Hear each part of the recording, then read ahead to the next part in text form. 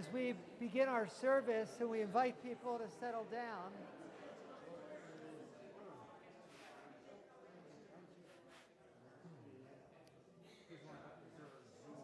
okay.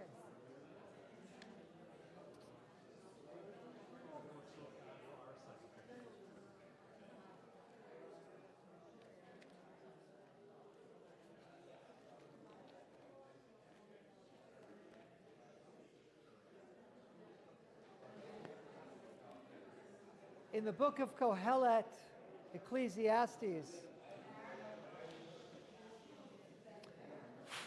it's not working. Okay.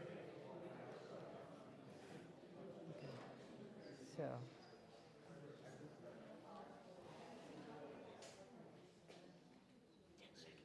go ahead.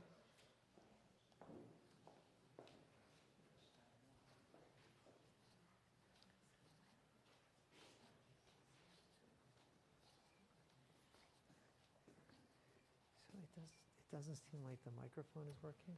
No, that's his system, but what about the other mic? Any idea where to turn it on? Okay. See what you can hear. Okay.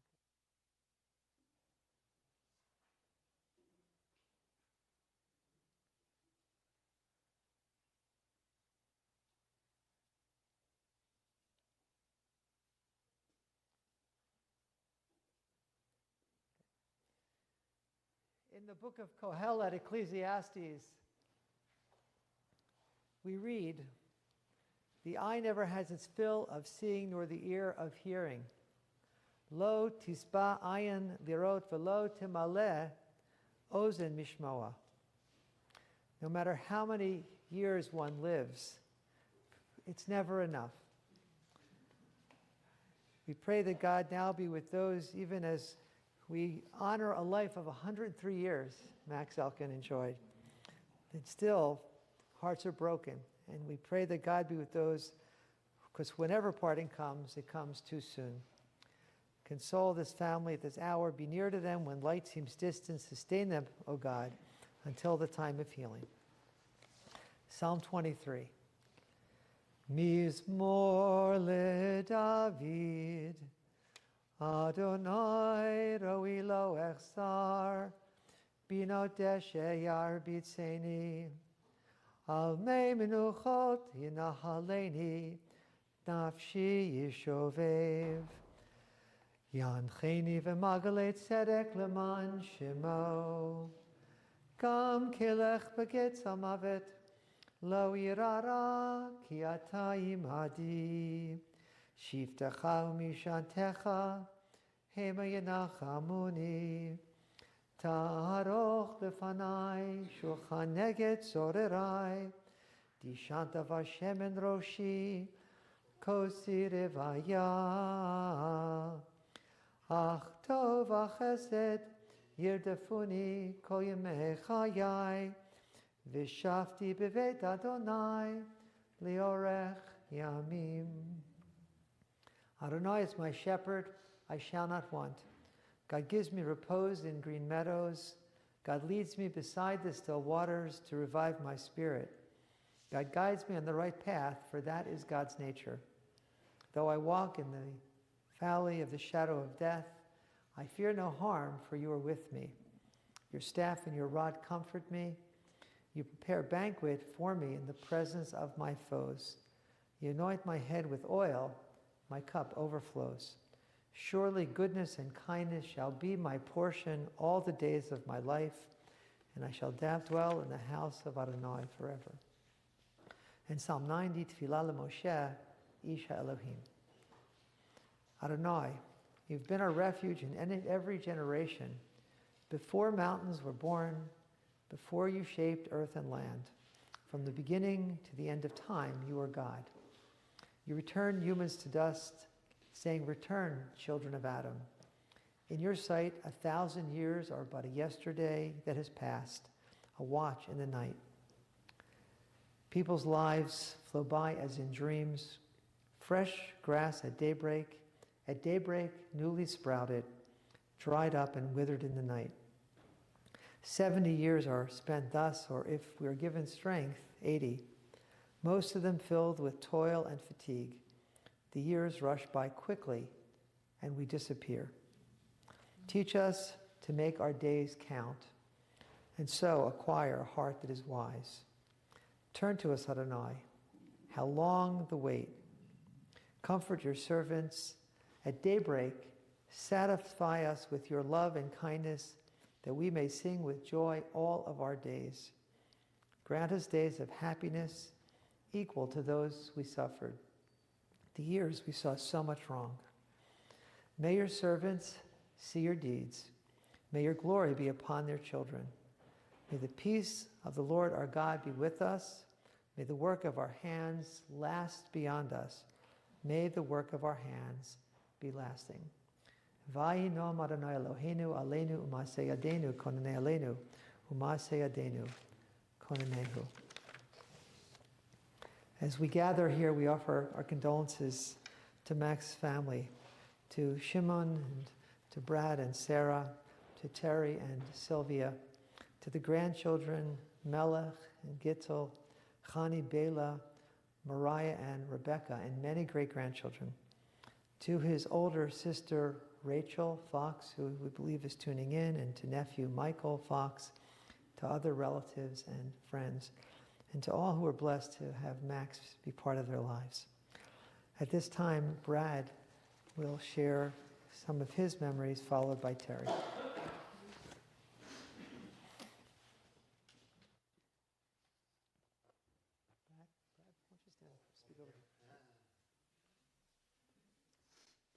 I am not a rabbi. Just hold on for 1 second. Okay, sure.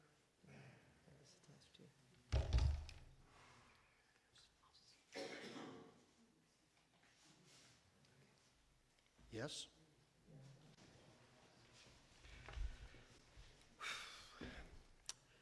Today, I find myself suspended between two worlds. I usually look at the world through a filter of logic and scientific method because I think they are still the most reliable ways to understand the material world, the material reality that we live in. But there's also a part of me that's emotional and spiritual, and that part relies on my sensibilities, my Jewish sensibilities, as its framework for how I deal with the world. I want to declare, my heart knew that my dad was going to live forever. He was alive last year. He was living this year. He would live this year, he would live next year, and so on. Now I hurt, and I'm clumsy, and I'm in pain. And I've been denied the continuing presence of my father. But I am a Jew, and while Jews do not run to embrace death, neither do we run away from death. And early this morning, I realized the person who taught me that lesson was my father. On Friday night, when I realized that we almost lost Dad when his vital signs crashed, and we got the call from the doctor, come in, I decided to stop analyzing what I've been doing over the last 2 months, how to solve the problem of my dad being sick and stuck in the hospital with pneumonia. And I just decided to feel. And there's a part of me that felt that Mom was there and helped pull him away from the sudden death that was on the doorstep and allow us the opportunity to be with him. I reminded myself repeatedly over the subsequent day and a half that every time I held his hand, I would feel the texture of it and the warmth of it and pay complete attention to the gift of being with him. But it was a temporary reprieve. As the hours of Saturday passed, we arrived there at 7 in the morning. He died at 11:30 at night. He gradually became more sleepy, slipping gently into his final rest. I want to tell two stories that I think highlight events in Dad's life that shaped his view of the world. He had more adventures than Indiana Jones. But how can a few hours of movie time compare to 100 years? So I'm only going to talk about two. There'll be more at Shiva. You know, that's how it goes. He was 21 when the Japanese Empire attacked Pearl Harbor, and he immediately enlisted in the army to fight the Germans, who he considered collectively evil and irredeemable. He was attached to General Eisenhower's Signal Corps and was first deployed to France on D-Day. Eventually, he found himself on the second line, defensive line, at the Battle of the Bulge in Belgium. He told me the days and nights were among the coldest they had had in many years. The Allied troops there didn't even have enough supplies to keep them warm in their foxholes. He was brought to tears by his memories of how the front line of 18 and 19-year-old soldiers withstood the repeated attacks of the German divisions and tanks while vastly outnumbered and equipped only with light weapons. A miracle of sorts. Those who are Jewish in this congregation know what would have happened if the Germans had broken through that line and sued for peace and Hitler had stayed in power. He knew the cost of the war from D-Day and the courage it took to do the impossible at the Battle of the Bulge. But when the war ended, with his ability to speak German pretty well, not quite fluently, maybe fluently, he left the army and got a job as a contractor in occupied Germany, which was desperately poor after the war. And then he got to know some German civilians, mostly rural farmers, and their families, one-on-one. He smiled when retelling the story of two older German women at one farm who told an endless stream of dirty jokes, much to the horror of the other families who had also gathered at that same farmhouse to share the same modest meal. He found himself helping families get food they desperately needed because as an American attached to the occupation forces, he could make things happen. His attitude transformed. Instead of evil caricatures passing as human beings, Germans became ordinary people to him again. Hate turned into compassion. Much later, different story, he and Mom had joined Adat Yeshurun and actively pursued becoming members of that community, integrated into that community. At some point, he decided to join a small group of men who held a traditional Shalshudas, the third meal and prayer gathering that closes Shabbat in Jewish tradition. And then came another transformation. There was an older retired gentleman named William Mayberg, who was one of the men fighting to keep the Shalshudas tradition alive in the synagogue. And Dad befriended him somehow. And somehow, with Mom's help, the Shalshudas gathering became a cool thing. It welcomed everyone.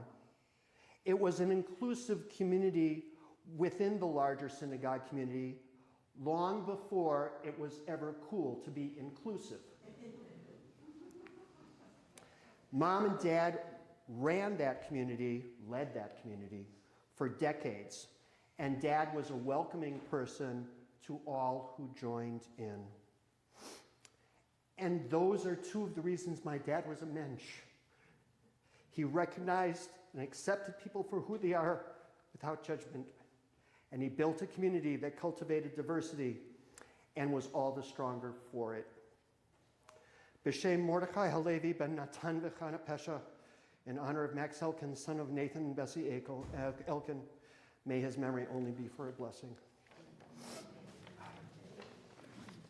Oh, right here.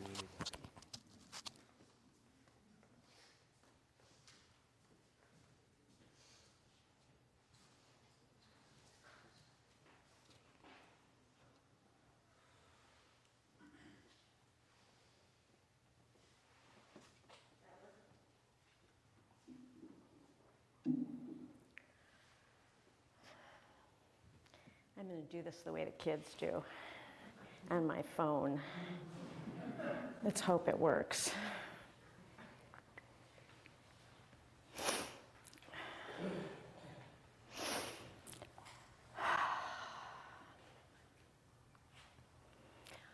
Thank you, Brad. You said so many things that were in my heart, and that was really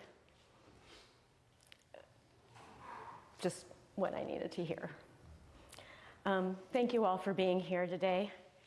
It's a day I also was hoping would never come, and actually it started believing as year and year and year went by that he would be here for so long, and it didn't come to pass. My dad, Max, what a complicated, vital, open, funny, and loving human being. I learned so much from having him as my father. First, there is music. My dad loved music, especially symphonic music. He would always question my love of rock and jazz and say that classical music contained everything one needed. His singing voice was a gift to anyone who heard it, a clear, pure tenor. He loved to sing, glee club and opera and operettas in high school and college, and choirs throughout his life. He sang in the Adaftischer choir for decades and participated in citywide choirs and interfaith performances. It was a way for him to be a part of a community and to challenge himself. He loved to learn complicated pieces of choral music, and he sang with his heart. If I listened really hard, I could pick out his voice from among the many singers, and the beauty of it filled me with pride and joy. He inspired me to join the Adaf choir when I lived here during a break in college. And I joined another choir in Oakland when I started working after I graduated. His love of and talent for music lives on in his children and grandchildren. My dad had a great sense of adventure. Love the Indiana Jones joke, by the way. He loved exploring the world and trying new things. He often told a story of a time when he was in the Army while he was on leave, and he went to Switzerland and thought, why not try skiing? He got the skis on and played for a bit, and then decided to head up the chairlift. And then he got to the top of the mountain and looked down. A young local couple saw the panic on his face and realized he was in way over his head. They helped him walk down the backside of the mountain. Of course, they became friends and invited him over to dinner every night that he was in town. He tried scuba diving too once, on a whim during a trip with my mother.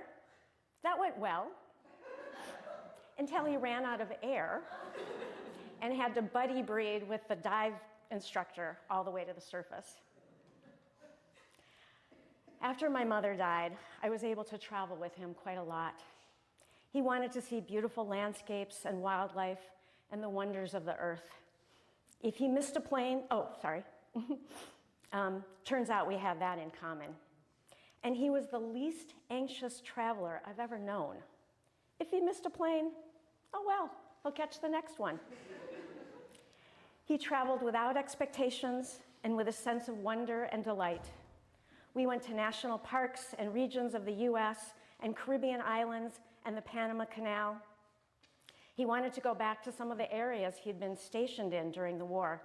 So he, Sylvia, and I went to France and Italy and took a cruise on the Mediterranean. And when he was 96, we decided to go on safari in South Africa and Botswana. That trip was particularly special because of the reverence for the elderly in those cultures.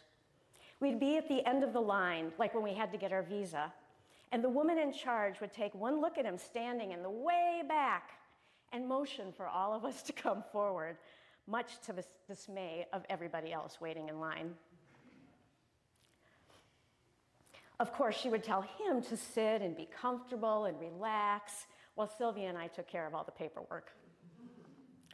We traveled between camps on these small 4 passenger planes, and early on it became clear to all of us that Dad just didn't fold that way anymore. He couldn't get into the passenger seats. The solution was for him to sit in the co-pilot seat. But even that was tricky because of the instrument panel in the way. So each time we left for or arrived at a camp, all the men working would lift him up and turn him sideways like a log and wedge him into the seat. And then they took him out that way. He just went along with it, laughing, trying to be as helpful as he could, doing anything that they needed him to, being stiff, being bent, whatever. He bonded with many of the people at the camps who were taken with his warmth and curiosity and how engaged he was. Many treated him like a father, and at our final morning in each camp, we often found him sitting with one of the women who worked there, holding her hand as she talked about her own father. Through all those trips, I saw how constant he was, approaching each experience with humor and openness and a twinkle in his eye, learning everything he could from guides and reading the signs in museums and exhibits, taking his time and savoring every moment, being present to his life. He was pretty wild when he was young. Partly that's because it was a wild, unregulated time back in the 20s and 30s when he was growing up. He and his sister, now 108, spent the summers unsupervised at the lake, swimming and playing and eating hot dogs whenever they got hungry. Joining the Army also had its wild side, wanting to live life to its fullest while faced with such danger and death. In the midst of all that chaos, he began his search for gentleness and kindness and purity and goodness. When he returned from the war and started thinking about marriage, he chose my mother, smart, full of common sense and practicality, generous in her caretaking, with an unfailing moral compass, which he needed. Over time, he softened her edges and she gave him stability and structure, and together they created a family and a community for themselves. He had this knack for making people feel good about themselves. I think he was born with this ability, but his life experience pushed him to cultivate it. And over the years, I came to realize how he chose to be that way, that it was very intentional. Now I will say, it often came across as flirting, which, let's be honest, it was. But it was also so much more. It was his way of showing how much he appreciated you, not just for what you might have done for him, but for who you are. I'm sure many of you here experienced that with him. He wanted the people he cared about to be happy. I always felt better about myself when I talked to my dad. He mirrored back to me a better me than I ever saw in myself. When I was filled with doubt, he shored me up and helped me build my confidence. I watched him be vulnerable and lead with love with people in the family, in the community, even with strangers, and realized that one can choose to be unafraid, to be open and loving and kind, and say, I love you without hesitation. When my mother died, my pain and grief was pretty relentless. The unveiling of her gravestone was a little over a year after she died, and I was still struggling. That day, my dad talked about how grateful he was for his life with his wife and all she had given him. It was listening to his gratitude that finally shifted my grief and inspired me to be grateful for all that my mom was for me, the challenges and the gifts. In these months before he died, he talked a lot about how grateful he was for his life, how much he had experienced over 103 years of living. He would get this faraway look in his eyes and have a smile as he thought about the enormity and the variety of it. He believed it was a life well lived. And so I am going to try to remember his lessons and hold him with deep gratitude for all he was in the world, to his family and friends, and all he was to me. Oh, thank you.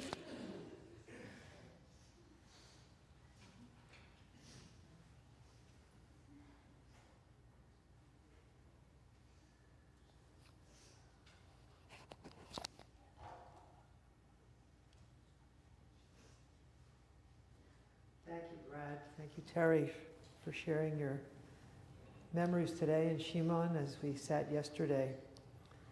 It was really a privilege to sit with your family at Max's apartment at Shalom Home East, and to hear you recall these stories of incredible 103 years, and to hear the many ways he remains such a vital part of your family, particularly since his beloved Dina's passing in 2007, when I really worried about him and how he would fare. She was always there directing, right?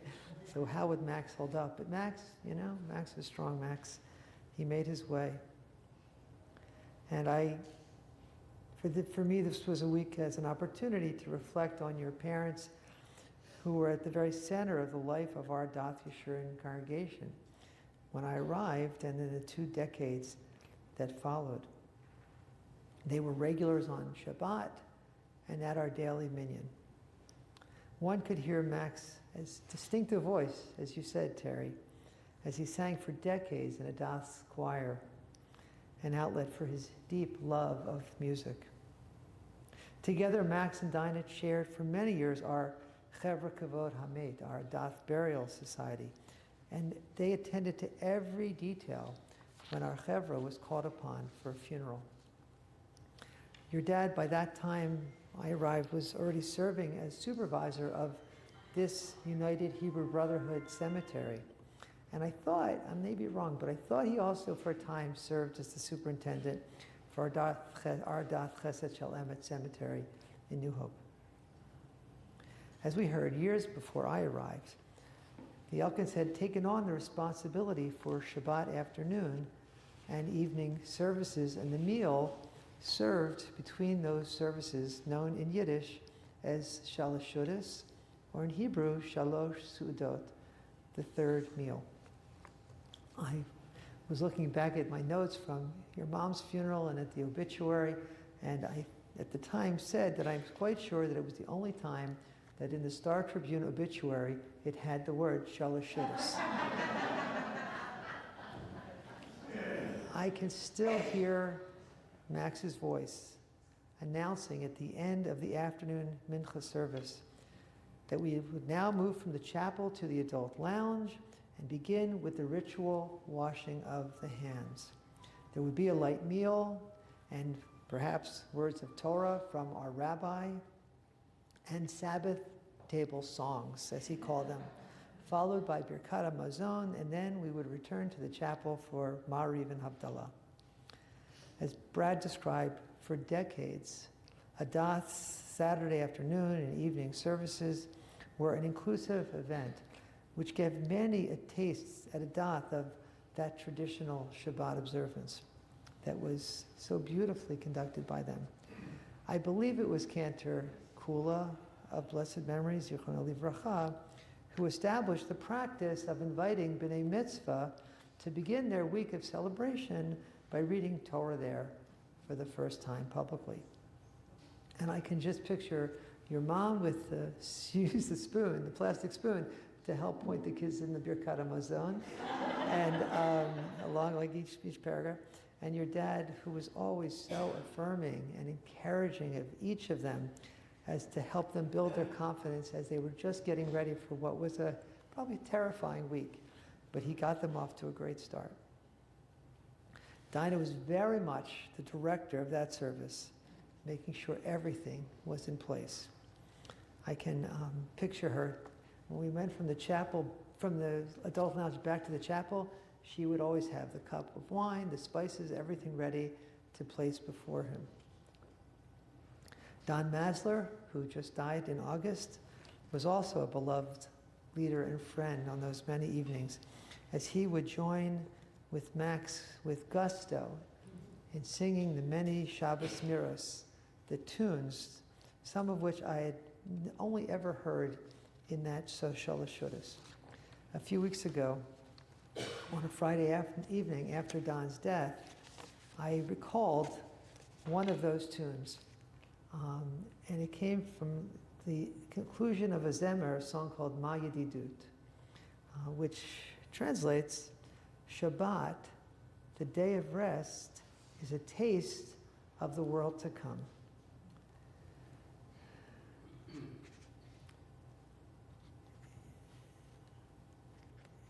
And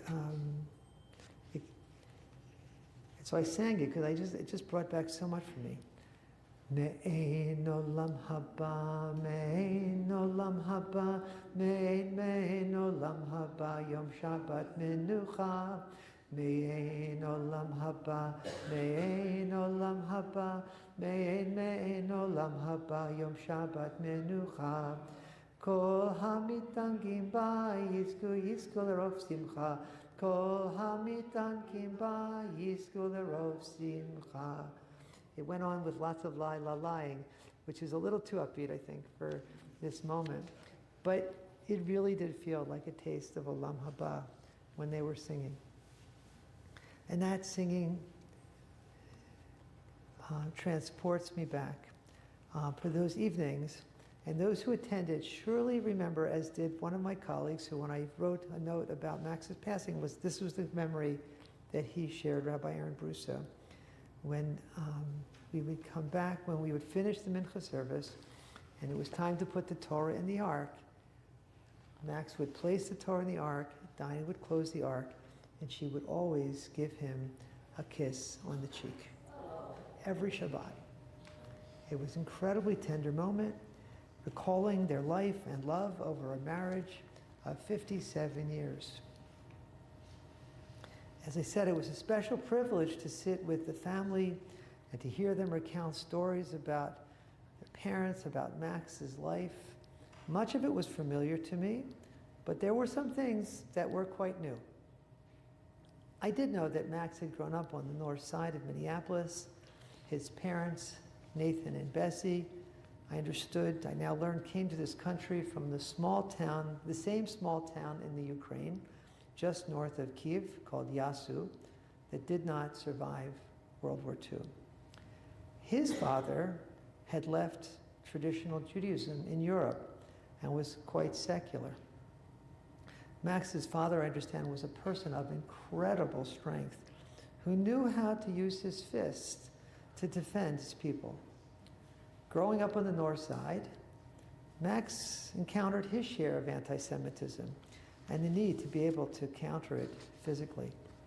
So hearing that story became less of a surprise, but still trying to imagine when I heard that Max attended the University of Minnesota and he achieved the status of a Golden Gloves champion boxer.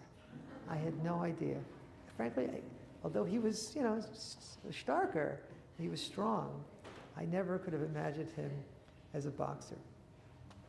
But that ability served him well when he entered the Army during World War II at the age of 21, a little older than the other recruits. We heard from Brad about his service there in the Signal Corps, handling communications for General Eisenhower and delivering those orders. But there was one story that Brad told yesterday that I want to add to what you told. As he described that Max and another much smaller Jewish soldier uncovered an anti-Semitic conspiracy among some of the fellow troops. They were going to start beating up Jewish soldiers. Apparently Max and his Jewish partner lured the conspirators into a room, one by one, and Max gave them a thrashing they did not forget. There were no more problems after that. I think it helps to explain Max's fervent sense of defense of the Jewish people, in particular his sense of the importance of Israel, of the state of Israel, and the need of Jews to be able to defend ourselves. When Max returned after we heard about his time in occupied Germany, in 1948, he joined his father in business. His dad had been making a living hauling produce from Canada on trucks that he took care of between Fargo, North Dakota, and Minneapolis. When Max returned, they decided it was a good time to launch a new business that was in keeping with the times, opening movie theaters together. Their first theater expanded to a chain of 4 or 5, which included a drive-in theater. I didn't know that about Max. They had given them classic names like the Bijou and the Pantages. One was located on the site of the present downtown Minneapolis library.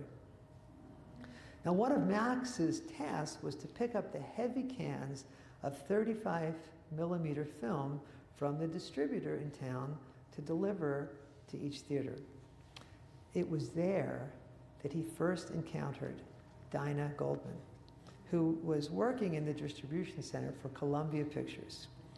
Max was intrigued by this petite Jewish woman with a commanding presence and much more traditional Jewish upbringing than his.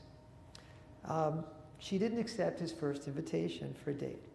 But eventually, Max could be very persuasive. Eventually, he convinced her to go out. One quality of Max that Dinah never cared for and would never accept was that promptness was not his strength.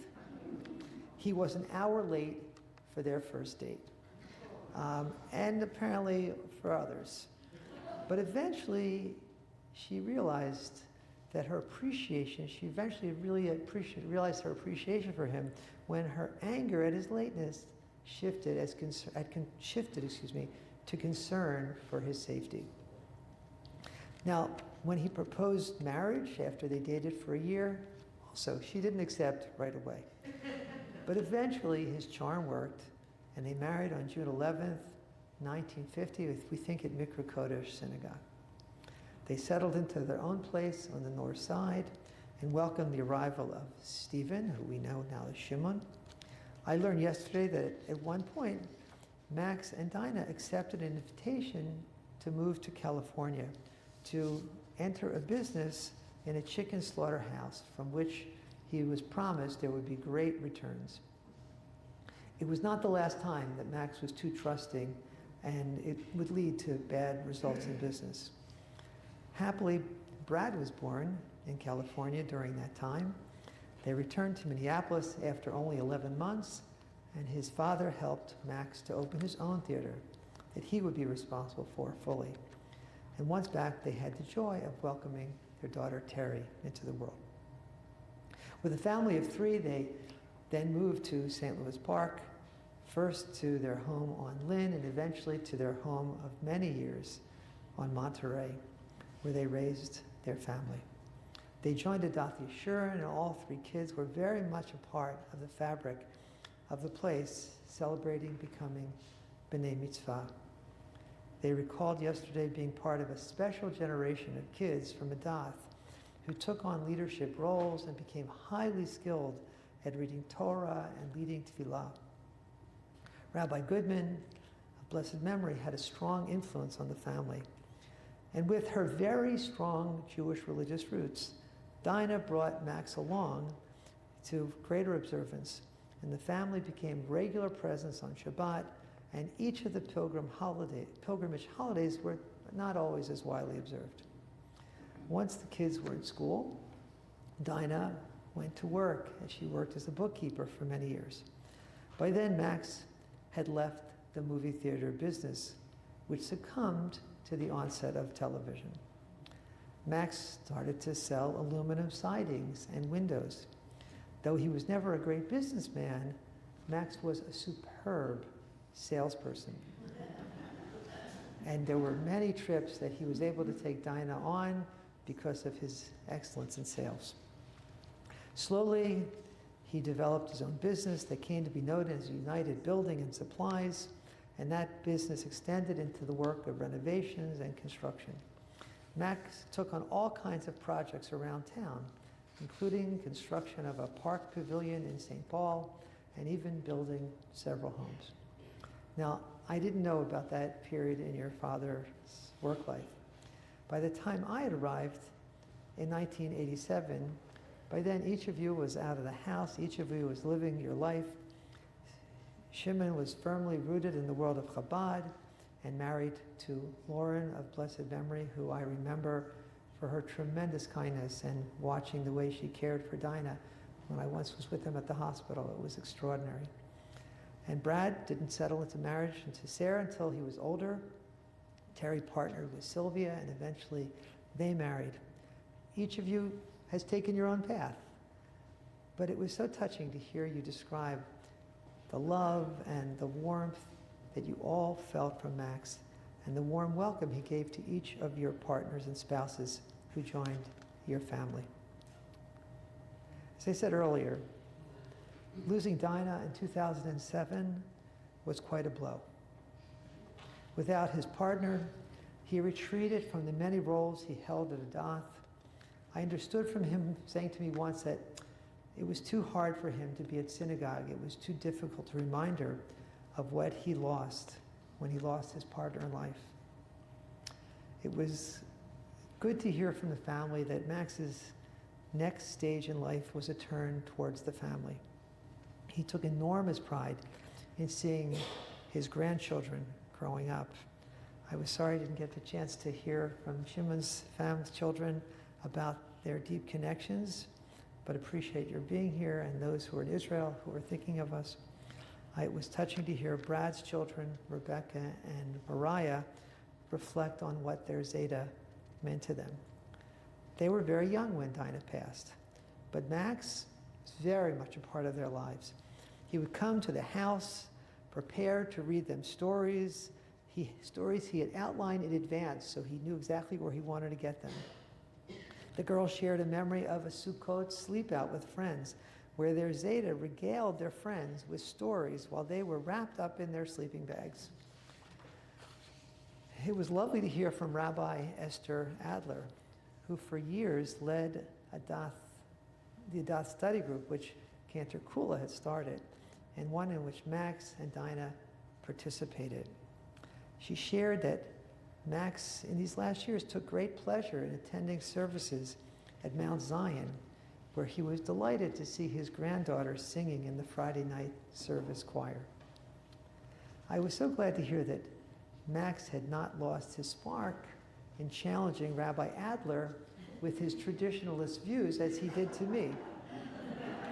But I was also kind of intrigued to learn from Shimon that Max would push him from the progressive side of Judaism. So, he always gave us a hard time a little bit, but always with love and respect. It was one of the things I especially missed about Max when he stopped attending services at Adath after Dinah's death.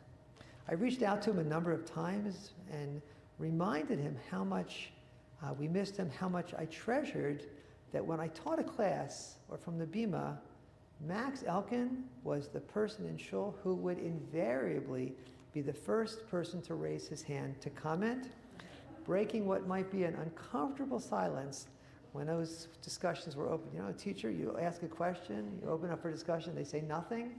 No, if Max was in the room, he would have a question, a comment, and then we would go from there.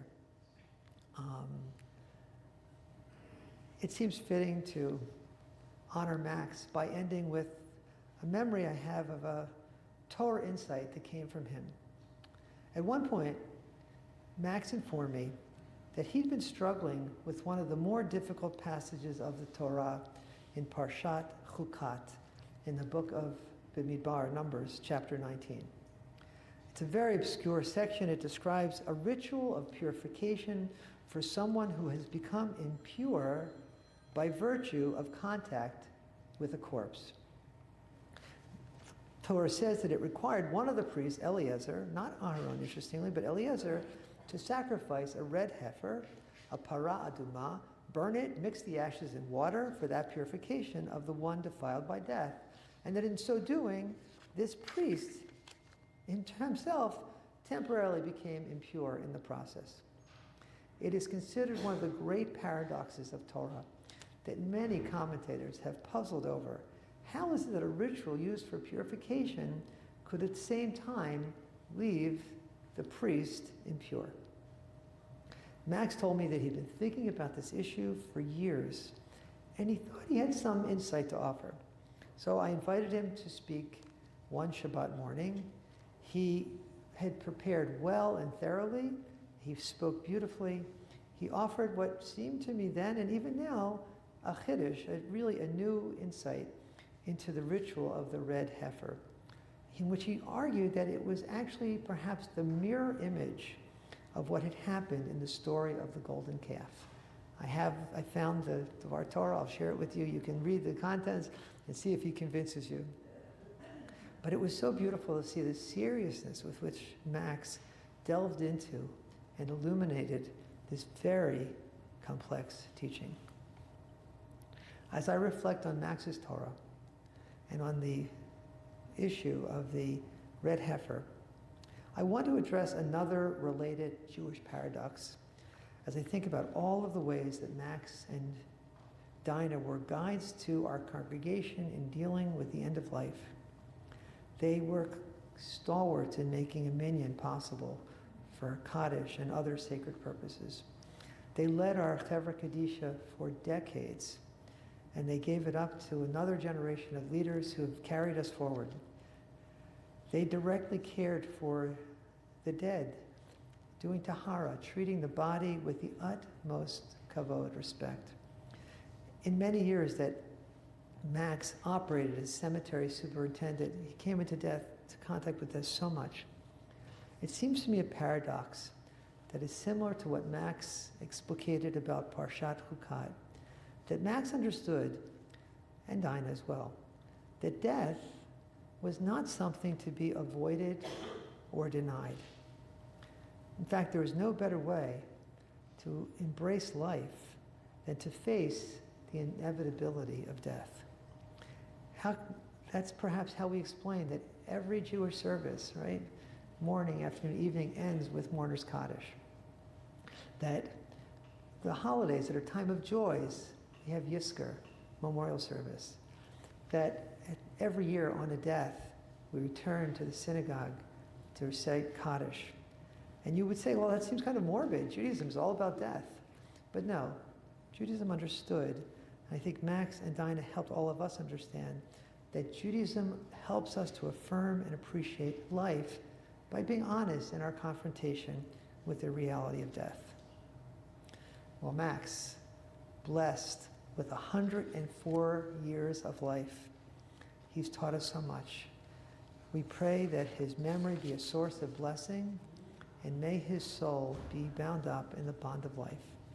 Even as we confront Max's death, let us be inspired to embrace life as fully as Max Elkin did, with love and with joy. Amen. Please rise.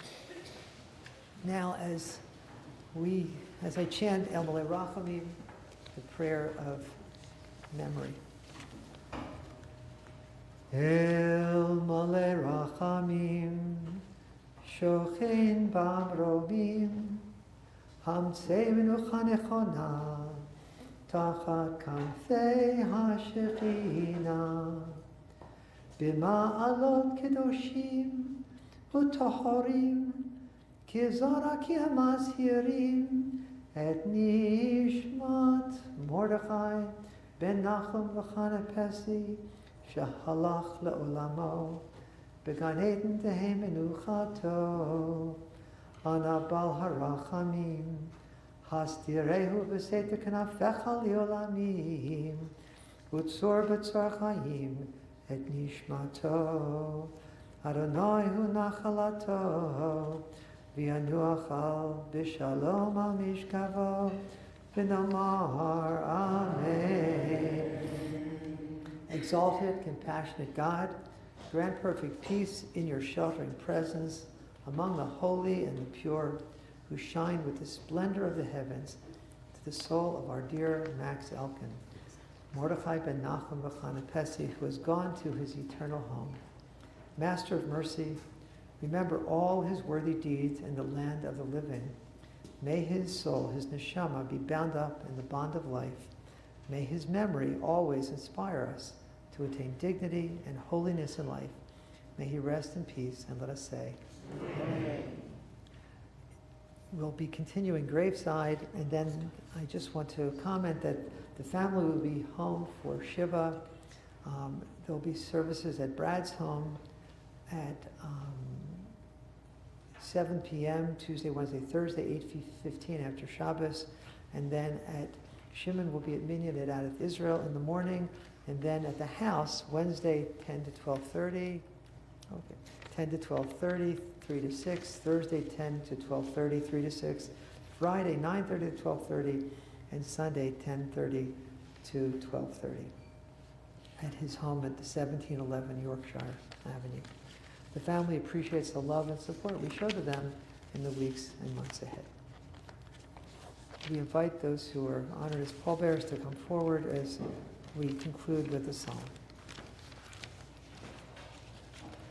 Shir lamalot, esayinai el haharim, me'ayin yavo esri. Esri me'im Adonai, oseh shamayim va'aretz, al yitein lamot raglecha, al yanum shomrecha, hine lo yanum velo yishan, shomer Yisrael. Adonai shomrecha, Adonai yishmorcha, Adonai tzilcha al yad yaminecha, yomam hashemesh lo yakeka, v'yareach balayla. Adonai yishmorcha mikol ra, yishmor et nafshecha, Adonai yishmor tzetecha uvoecha, mi'ata v'ad olam.